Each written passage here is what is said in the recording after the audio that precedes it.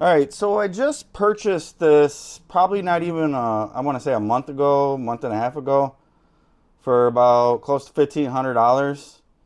Just just the box itself, no irons, nothing like that. I wanted the 4 tool instead of the 2 tool, so I figured I'd upgrade. But I gotta say, I'm not very impressed with the screen. This just flopping around like this, and the touch response doesn't. I'm not going over that right now. That's not the issue I'm having with it right now. But the touch response is very laggy. It's like a 2 second delay when you touch a button. Sometimes it doesn't respond. The system here, this where you kind of tilt this up and kind of hope it stays in place. But when you touch it, you know, it's going to start collapsing like it just did. See, I didn't even do nothing, watch.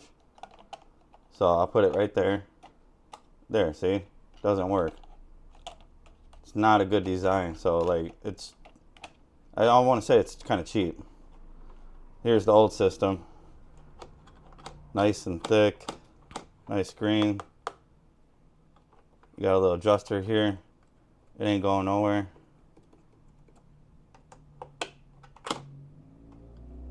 But I'm not going over this in that video. This is the main reason. This is very shocking for this equipment, the price. I came across this issue one other time, but I wasn't able to get it on film. But now I started recording after it happened to me again, a second time. And it's not my irons. Everything works fine. Always worked fine with this system right here. Either if I'm using 2 tools or what. But let me go over this real quick. I'm going to pull out the soldering iron. It's stuck.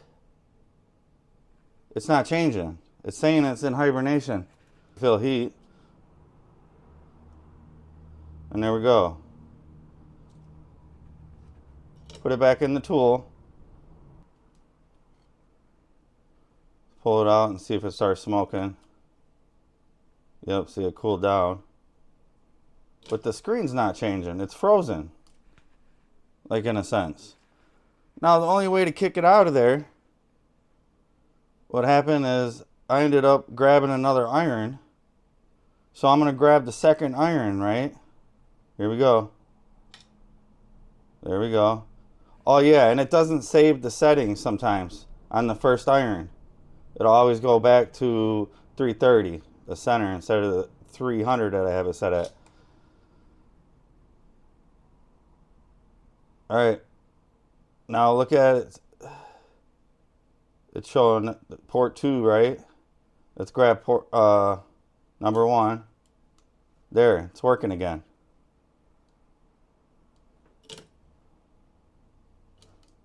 So yeah, I'm not going to be able to see how it's set at 332.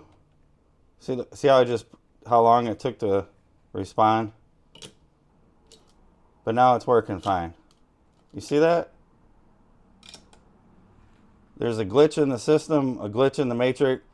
That's kind of concerning, especially when you're doing some very technical work, and to see if the iron's working or not working, that's very concerning, especially on a $1,500 machine. I mean, it's just unacceptable, I think, you know, for what you're paying for that price. I've never had no issues with my older station. Always functioned. Now, I would rather have the non-touch display if I had an option to buy it, the 4-tool, but you can't get it. They're selling this, the Mr. Floppy,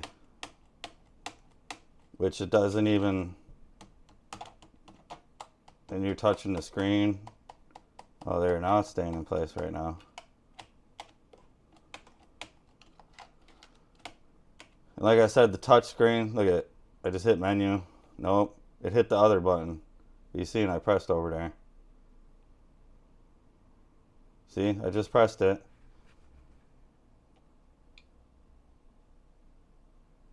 Look how long that takes.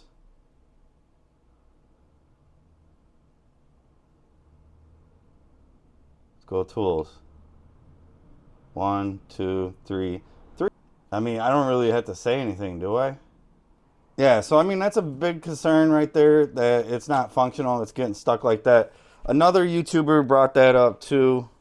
I don't know if he posted the video or not. If he did, then I'll provide the link below too. You can check that out. Issue he's having too.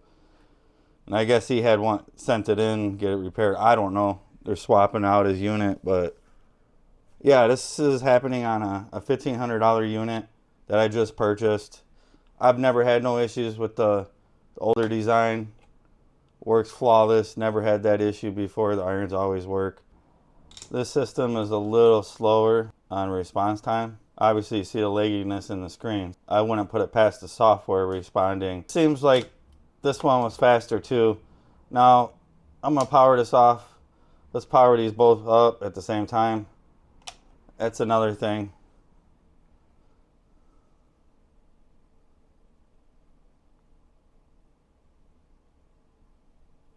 Bam, there we go. If I had a tool plugged in, it would respond.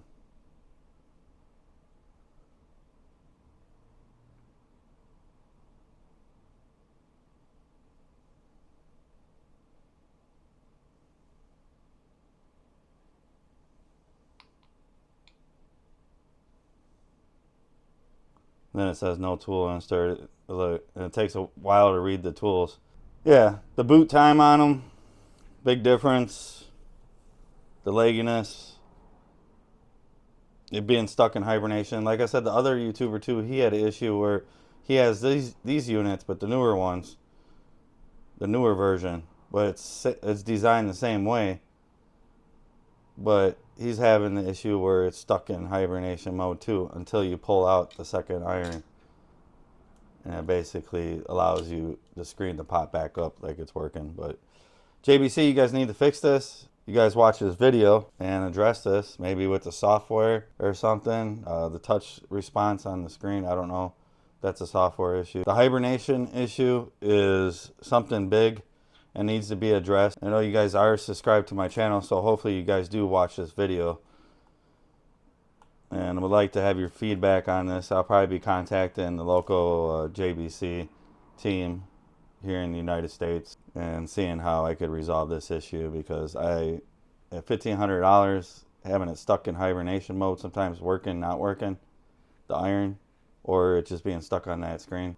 You shouldn't expect that out of the quality of their tools. I mean, for the price you're paying for it too. I noticed if you're looking at the screen when it goes into like a hibernation mode where the screen just dimmed a little bit there, you can see kind of like lines.